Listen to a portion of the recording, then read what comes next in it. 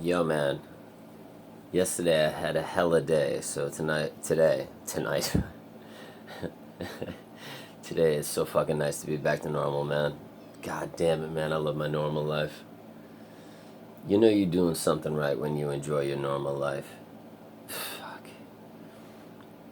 Yeah, yesterday was like the first time I didn't film a video in like 35 days. Something like that. Christmas dog's back. Oh, God. Damn. Yeah, so I had to go to the Miami airport, pick up one of my friends. And yeah, it was a fucking weird fucking day. And oh, it was so fucking chaotic, man. I got like an hour and a half of sleep yesterday. Um, but I learned something, man. I learned something. It was really fucking cool. I learned that the person that I picked up, like she's she's a she's a lot of fucking fun to hang out with, man, for sure. Like there's this like thing in country music called Good Time Charlie. Like you go to the bar with Good Time Charlie. You have adventures with Good Time Charlie. Yeah. So my friend that I picked up from the Miami airport, yeah, she's Good Time Charlie for sure, man. Not in like a physical sexual way, but just in a fucking like, if you want to just fucking blah, have adventures, do crazy ass shit with, you hang out with her, man. She's fucking cool shit. you know, um, and I also found out that you should always spend your time around like loving and kind people. Always. It's so important. And I always say, being loving and thankful and kind, they go such a long way, man. If you're loving and kind and thankful, and you're accepting what is, and you don't have any expectations from the people around you, like you're good, man. Like you're good. Like you'll never really have problems in this world. You just won't. As long as your self-talk is okay, like what you're talking about all the time, like what you're talking to yourself about, the things you say to yourself every day, you know, because that's what it comes down to, man. Like, what you think about yourself is what you become. Like what you think about yourself is gonna make you either confident and be okay in this world and be stable, or it's gonna cause fucking misery and hell for you and everybody around you, because nobody wants to be around somebody that doesn't have their shit together and doesn't want to be confident. This is a pretty TMI story, but I remember I was with this one woman once, and she was like a serial dater. I call like people that are serial daters. I call them serial daters because they date people like they're cereal boxes. They just go from one guy to the next guy to the next guy to the next guy. I try not to be a serial dater, and I kind of haven't, unless I'm in like a manic stage, and I just want to like drink as much as possible and have sex with as many people as possible. If I'm not dating anybody. But this woman was a serial dater.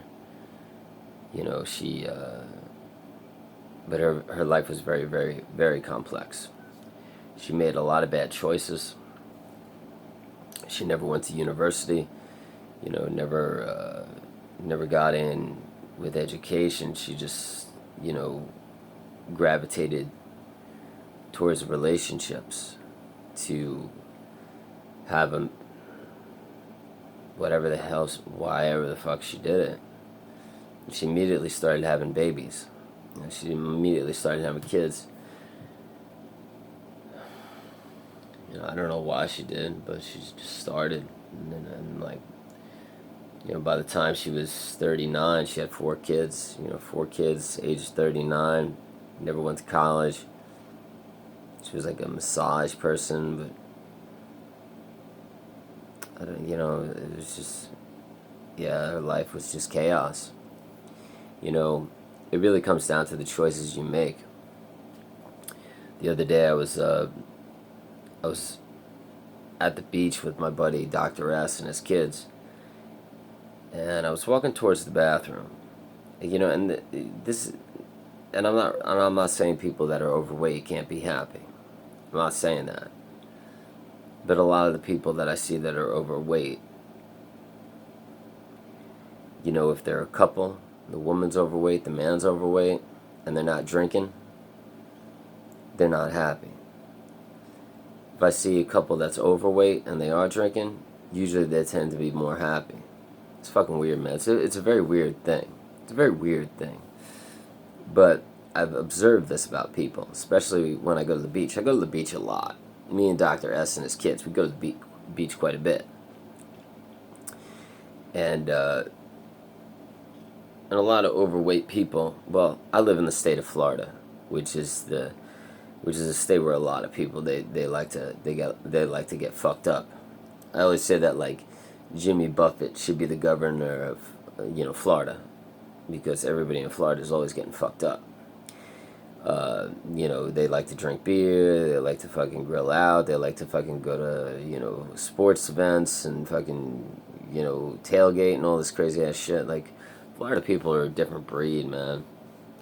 Different breed of people, man. I feel like they focus on just, like, good times and drinking and just fucking whatever the fuck they do. They don't really focus on, like, I don't know what the fuck. I ain't even gonna get into that shit, because I don't want to offend too many fucking people. I told my other buddy, Dr. S, female version Dr. S, that these videos are just getting really raw, and they're getting fucking worse and worse and worse when, because, like, as far as just fucking throwing down, just speaking, like, really fucking harsh shit. And there's a reason why I went from, like, 32 viewers to 25 viewers to, 10 viewers. Because the shit I'm talking about now is just fucking horrendous. And, like, people are just dropping off like flies because, like, people are like, I don't want to hear that shit. Because the shit is too fucking raw. People don't like raw shit, man. They like sugar-coated shit. They like fake shit. They like shit that doesn't talk about shit that, like, is in the darkness. The one thing that I really love is I love going into the darkness and the unknown and sharing it with people. That's what I do. That's what my ebook was about. The ebook in the description below, which is on Amazon, by the way. I think the people that already bought that book already bought it. It's like, I don't think anybody else is going to buy it. If they do, it's cool and all. I didn't write it to make money. I just fucking wrote it to, like, just fucking for people to fucking read, so they'd be like, oh shit, man, this person gets me. Whatever, who gives a fuck? But anyways, where the fuck was I? I don't even fucking know. So yeah, man, but yeah, people don't like raw shit. So, like, I always say, like, I go into the darkness and the unknown and I share it with people. Like, why are people so fucking afraid of the darkness and the unknown? Like, that's the coolest shit alive. And if it's fucking delusional, and it's batshit crazy, and, like, I'm making most of this shit up in my head, well, have at it, man, that's fine. Ain't nothing wrong with that shit. That's better than nothing. That's better than sitting here as a pretty princess or prince fucking talking about shit that don't matter. At least it's fucking original. Sorry, Matt Damon. I stole that shit from you. Good Will Hunting. Good movie. I quote that fucking movie a lot on this channel. It's because it was a dope-ass fucking movie. Yeah, man, so fucking, yeah, so the other day I was walking to the bathroom, and this couple passed by me. And the man was really overweight and the woman was overweight. And they looked really, really fucking unhappy. And the man, like, saw me coming and he looked at me. And then he, like, grabbed this woman's hand that was walking behind him. And, like, as he reached out for her hand, she reached out her hand. And, like, he grabbed her hand. Kind of like he was possessing her, and he was kind of scared that she would look at me or something like that. And he wanted to let her know that she was his. And he wanted to let me know that he possessed her. Really fucking weird shit. But he did not look happy. He did not look like a happy guy. And she didn't look happy either. Probably because they have really shitty habits, and he's also a controlling fucking guy. Who the fuck knows? You know, in psychology, they talk a lot about people holding hands. I ain't gonna get into that shit because I don't want to fucking offend people. People, they're so fucking offended. Anything offends people these days. You can't talk about anything. But anyways, if you ever want to listen to some crazy ass shit, I'm not gonna fucking tell you about it. But look up the psychology of people holding hands. It's fascinating.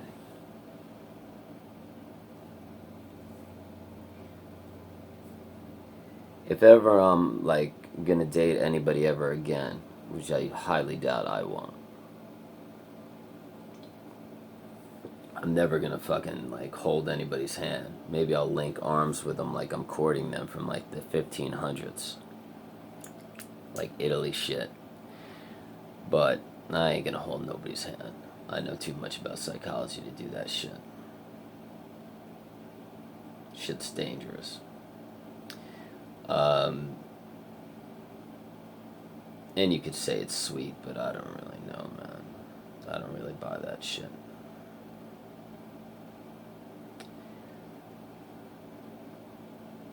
Yeah, I always say I'm like 3 years away from waiting. I meet somebody, and I'm like, yeah, they have some of the qualities that I would like. And then I like see somebody that's younger, and I'm like, but they have more qualities. And I can maybe wait for them or something.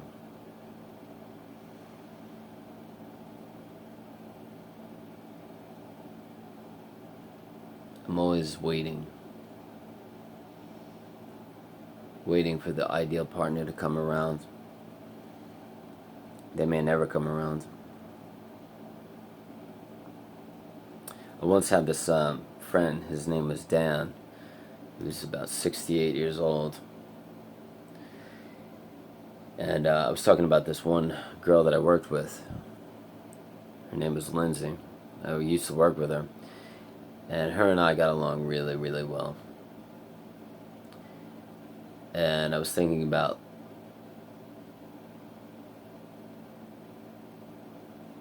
telling her that we'd be good together, or whatever the case may be. And at the time I was about 39 and she was about 26. And I usually shoot younger. I don't know what it is about me. I don't know, man. Most of the people my age, they got a lot of fucking baggage.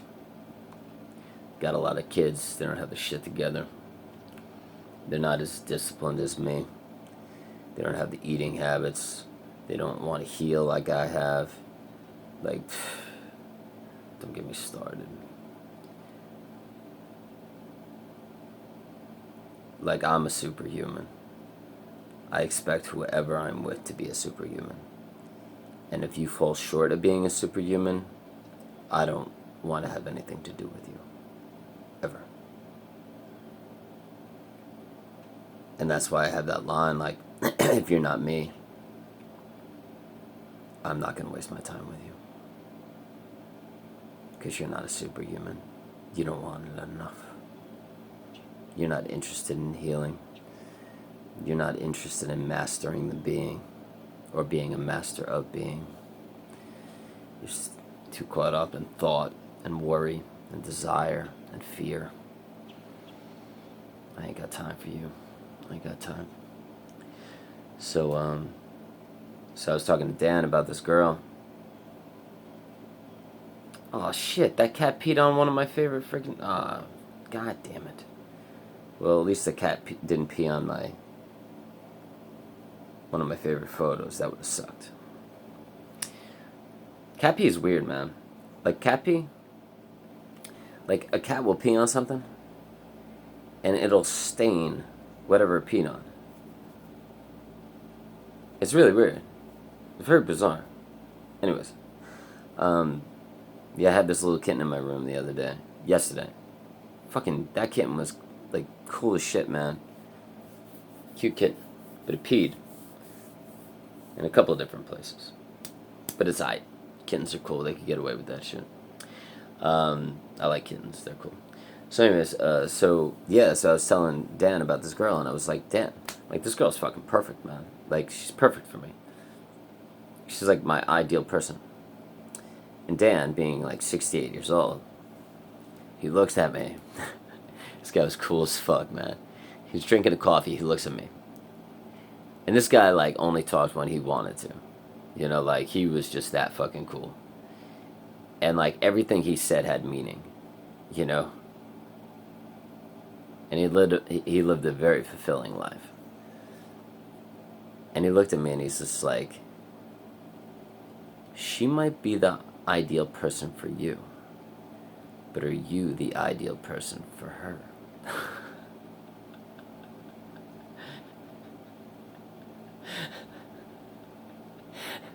And I was like, yes, Dan, that was fucking awesome.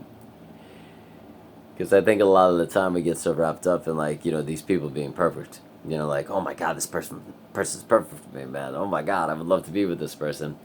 But what we fail to recognize is the fact that, like, they might not like us at all. You know, like, they might look at us and be like, yeah, nah, you're not good enough. Pass, you know, that kind of shit. So, oh man, that was funny. So, like, 2 months went by. I never, like, asked the girl out, even though, probably because of what Dan said. I don't know, it just got to my head, I guess. Fuck it. Because she was, like, fucking 12 years younger than I was. I'm sure there was, like, other dudes out there that she probably wanted to date that were her age, you know, age 25, age 27, that kind of shit. Even though, you know, if you look at the psychological stats, most women marry anywhere from 5 to 10 years older than them. But I don't know. I was just enjoying my life back then. I wasn't ready to settle down anyways. I just wanted to, like, hang out with her more because we got along so well. And then, like, fucking, like, I would talk to her every day whenever I went into work. You know, just a volunteering job. And one day, I went into the area that she worked in, and I was like, "What up, Lindsay?" And she took me to the side, and, you know, she told me some stuff, and she told me that, you know, I'm not even gonna get into it, but, like, yeah, I'm not even gonna get into that, but because I gave you her real name, but, like, and that was over. It was like, you know, like a massive event happened in her life that changed her life, and it was something that she wasn't expecting, and that was that. And I was like one of the only people she could confide in because she knew me extremely well, that I didn't talk shit. And I didn't say anything about other people. I never talked about other people. I never talked drama or bullshit. And the place that we worked in, there was a lot of drama and bullshit going on all the time about people talking about each other. So it was like she saw that I wasn't a part of that. And she knew me quite well, so she confided in me before she confided in anybody else. And I was like, well, there goes that girl. So much for that one.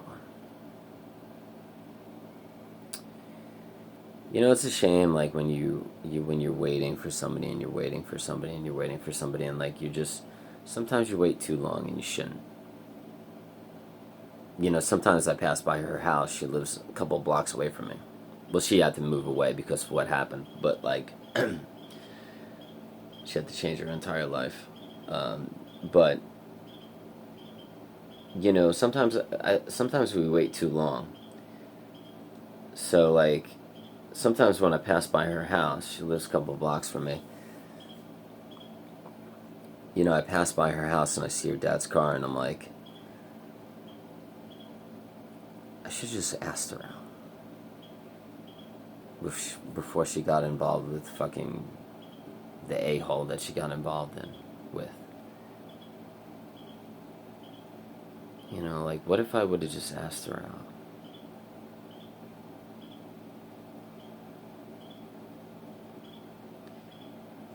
And like, I regret that. I definitely do. There's certain things in my life I do regret, and that's one of them. It's just like, that's why you have to have like the courage to do certain things, you know? Like, I just was waiting and I was like, oh, you know, she'll still be here in a year from now. You know, we'll still be working in the same place together. You know, and like, maybe like I'll just get to know her for another 8 months and then I'll ask her out like 8 months from now. Because she's not going anywhere. She'll still be here. Sometimes we're wrong about those things.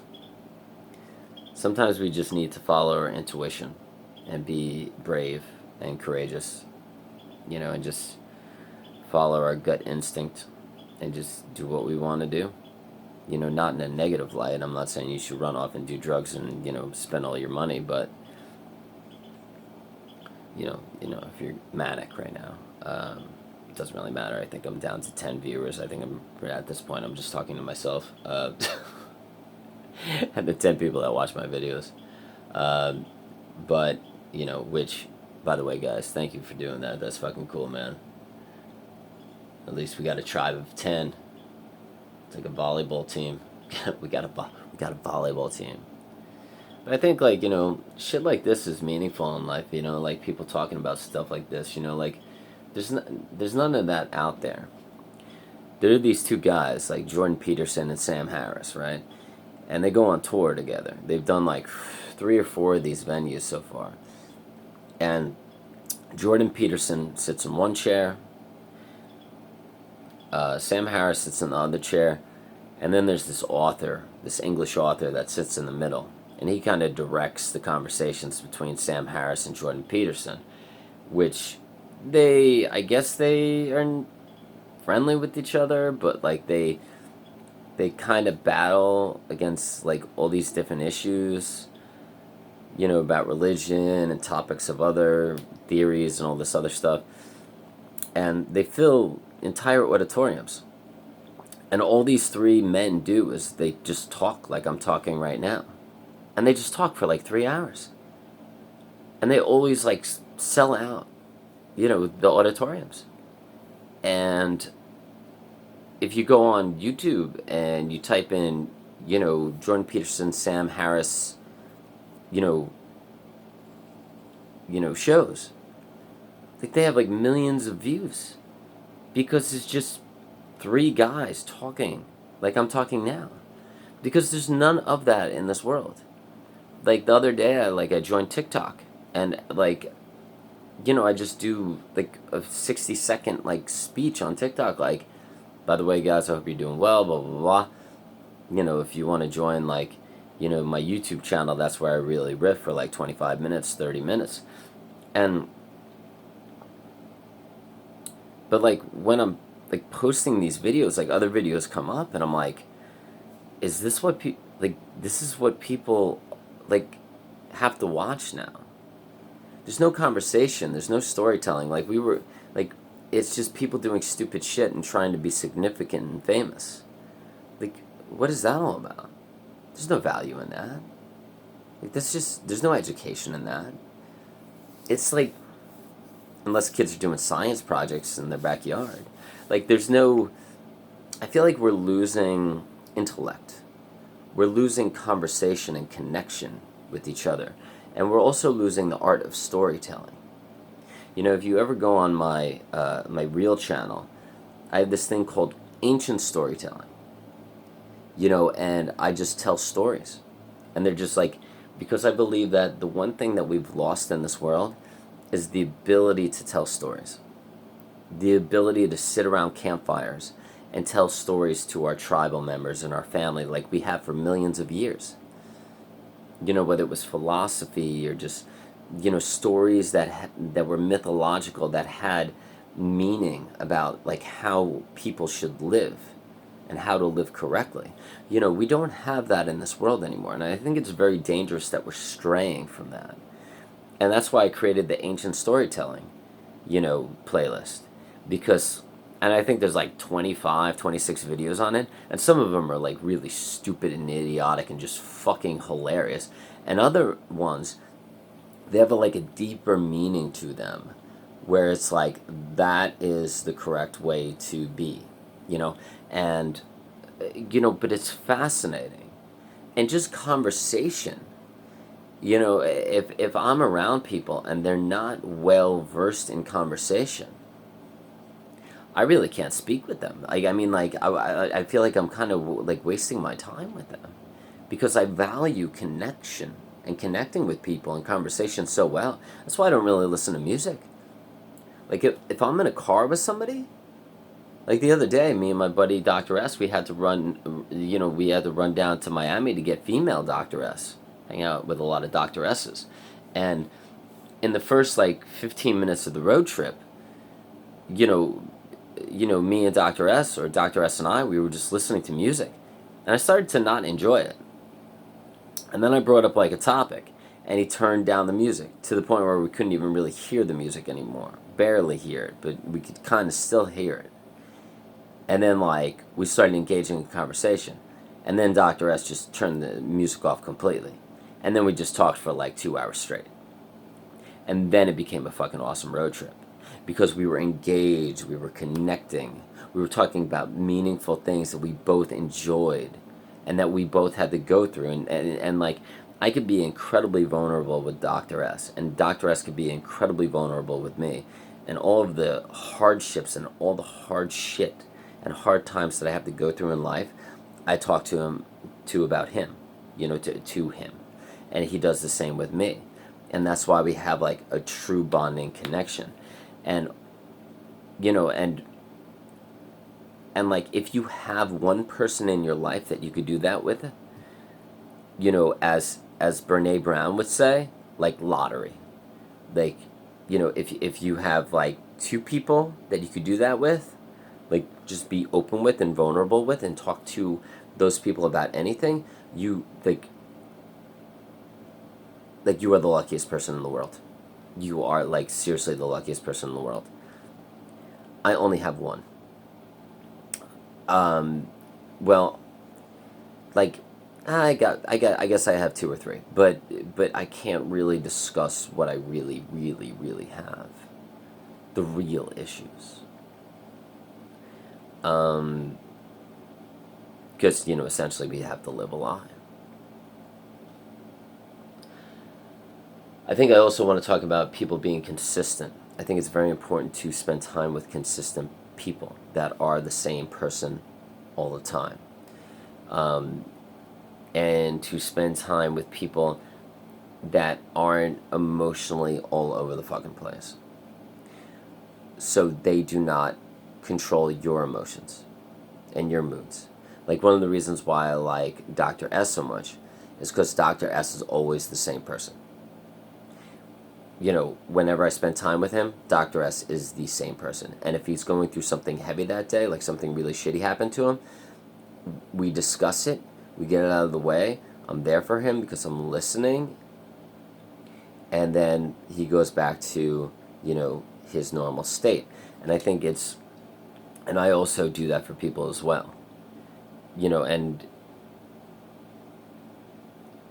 because I found that as long as I'm not drinking, as long as I'm not doing drugs, even if I am sleep deprived, as long as I stay away from drinking and drugs, and I eat healthy food and I don't eat sugar, I'm pretty much level. I don't jump into suicidal states, and I don't jump into manic states. As long as I do those things, but I also spend my time around loving and kind people that are thankful. That is epically important. And I work on my healing every day. It's a daily practice. And I study. And I go over things. I'm kind and gentle to myself. I am kind and gentle to others. I do not have to be perfect. I don't want to be perfect. The things that I think about and say to myself every day are the things that I become and the things that I am. so I'm only speaking kind and loving words to myself. And if I need to fix something and work on myself, I'll fix it and work on myself. It's a daily practice. But working on that daily practice of healing, working on yourself, whether it's dialectical behavior therapy, cognitive behavior therapy, studying trauma therapy, Dr. Alexa Altman, Brene Brown, that kind of thing, toxic shame, studying those things, childhood neglect, studying those things. I'll list some people underneath. Finding yourself in that present moment, the flow state, to be the creator, and be connected to creation and be creation in nature and existence, all those things. It definitely is a science equation. And getting proper sleep. I mean, like, this shit is a science equation. There ain't no getting past it. But spending your time around loving and kind people that are thankful is tremendously huge. This is I think it's like my 17th day away from not spending time with my mother. I'm already starting to feel the effects of the healing process, because even though I love spending time with my mother, I feel much more independent without her, because we definitely have had a Freudian Oedipal relationship our entire life, and I think it's unhealthy for her and for me as well. So you got to find out what's the trigger and what's healthy for you. All right, guys, thank you so much for watching, and have a great day, and enjoy your Sunday. I don't like Sundays. Anyways, yeah, maybe you like Sundays. I'm not a fan, man. They're like, Monday's my favorite day of the week. That's fucking weird, man. But Monday's my favorite day of the week. Later, dude. Have fun, you guys. Peace.